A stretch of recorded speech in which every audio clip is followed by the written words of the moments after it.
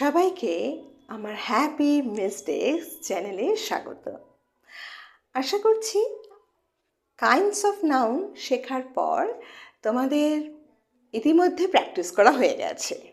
আজ আমরা যেটা করব আরেকটা কনসেপ্ট, সেটাও অবশ্যই নাউনের ওপর, নাউনের চ্যাপ্টারের ওপর। সেটা হচ্ছে কাউন্টেবল নাউন আর আনকাউন্টেবল নাউন। এই বিষয়টাতেও অনেক সময় স্টুডেন্টসদের একটুখানি কনফিউশন হয়। চলো, যদি তেমন কনফিউশন আমাদের কারোর থেকে থাকে, চেষ্টা করি সেগুলোকে একটুখানি সমাধান করা, সর্ট আউট করা। Let's start. কাউন্টেবল এই কথাটা বললে পরেই অগত্যা ওর অর্থ বোঝা যায়। কীরকম? কাউন্টেবল মানে যেটা কাউন্ট করা যায়। I have 5 fingers in my hand, right? এই হাতে কটা আঙুল? 5টা। ইজিলি কাউন্ট করা যাচ্ছে। এইবার একটা গ্লাসে জল রয়েছে, আমি বললাম জল কাউন্ট করো। জল মাপতে বলিনি, কাউন্ট করো কটা জল আছে। তুমি ভাবছো যে এটা কী করে পসিবল, আমি জল কি করে কাউন্ট করব? হ্যাঁ, যদি জলের বেশ কয়েকটা বোতল থাকে বা গ্লাস থাকে, আমি সেটা বলতে পারি যে দেয়ার আর 5 ওয়াটার বোটলসগুলো কাউন্ট করা যায়, গ্লাসগুলো কাউন্ট করা যায়। কিন্তু আমি জল কি করে কাউন্ট করব?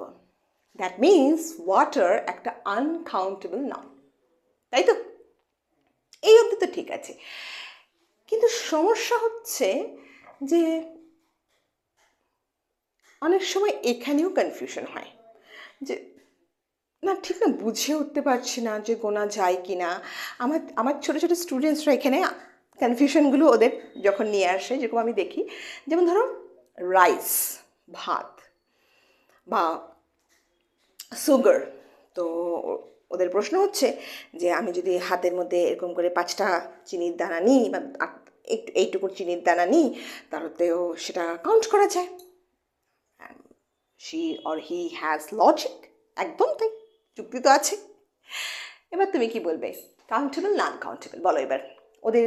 ওদের কাছে তো যুক্তি রয়েছে, তোমার কাছে কি যুক্তি আছে? তুমি যদি বলো যে না না না, ওটা আনকাউন্টেবল, বোঝাতে হবে তো। এক্ষেত্রে যেটা আরেক ধাপ আমাদের জানা দরকার, সেটা হচ্ছে যে কাউন্টেবল আনকাউন্টেবল মনে রাখার জন্য, মানে আরও শুধু মনে রাখা না, ওটাকে আরও স্বচ্ছভাবে ভালোভাবে বোঝার জন্য আমরা এটাও বলতে পারি। সেটা হচ্ছে, আমি কাউন্টেবলটা লিখছি এপাশে, আর এপাশে আনকাউন্টেবল লিখছি।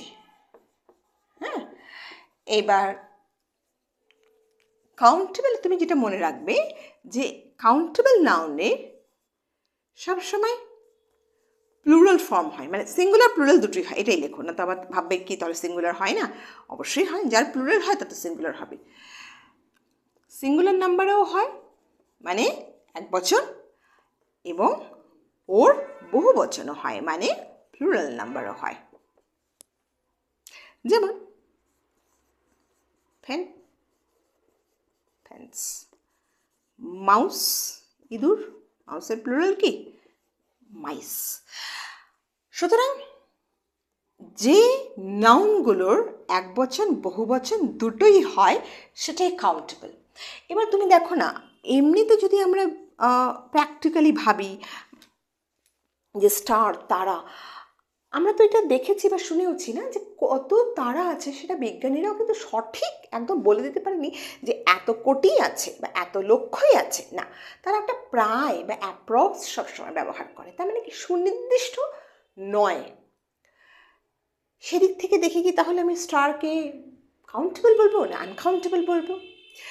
মোদ্দা কথা, স্টারের বহু বচন হয় কি না? অফকোর্স হয়, স্টার্স তো হয়। বাস আমাকে ইংরেজি গ্রামার বলে এটা কাউন্টেবল নাও, দ্যাটস অল।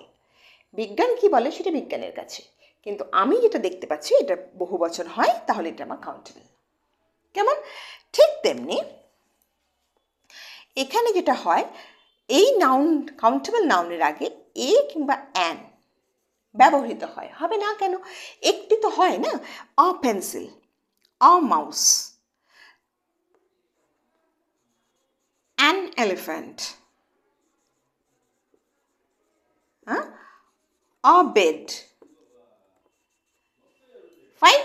তাহলে যেটা হচ্ছে যে কাউন্টেবল নাউনের আগে এই দুটো আর্টিকেল তুমি ইউজ করতে পারো, যেটা আনকাউন্টেবল আমরা দেখব না। প্রথমে দেখি এই পয়েন্টটা বলে যে আনকাউন্টেবলের নো প্লুরাল নাম্বার, ওর কোনো বহু বচন হয় না। তুমি যে ভাষায় কমফোর্টেবল সেই ভাষাতেই লিখবে।